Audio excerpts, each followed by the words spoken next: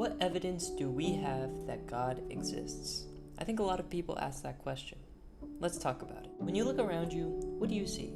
The sky, trees, the ocean, animals, people. All of these things have one thing in common. They are all creation. Just like a building has a builder and a painting has a painter, creation must have a creator. Could all of these things that we see on this earth come from absolutely nothing? No, of course not. That's scientifically impossible.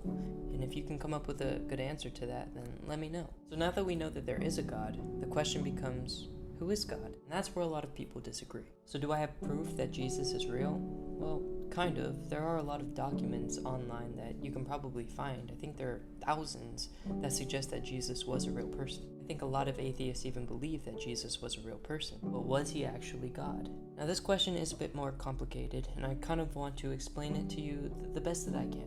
All four eyewitness testimony books in the Bible, Matthew, Mark, Luke, and John, pointed to Jesus coming to earth, living a perfect life, getting crucified on the cross, and raising from the dead, defeating death. All of them also talked about how Jesus claimed to be God. Now, he never blatantly just said, I am God, but he did say, I and the Father are one. And of course he said that he is the only way to heaven and no one can get to the Father except through him. When you go back into the Old Testament, which was written over 1,000 years before Jesus came to earth, you can see that there are a lot of prophecies that actually talked about him in his first coming. All these prophecies were fulfilled in the New Testament by Jesus. So we have proof that Jesus was a real person, and we also have proof that he lived out a life that was prophesied in the Old Testament. So if all these things match up, it's really just, do you believe what he said when he called himself God? Do you believe that he was actually resurrected from the dead?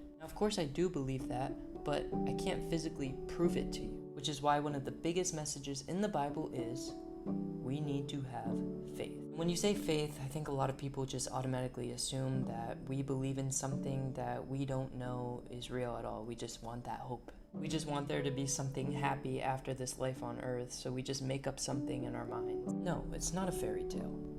I know that Jesus is real. Do you want to know why? Because the Bible says, if you seek God with all of your heart, he will draw near to you. And that's exactly what he did for me when I put aside all of my ways and I just turned to God completely. Because I know that I can't do this on my own, that I need God. And because I gave him a chance, because I seeked him with all of my heart, he revealed himself to me.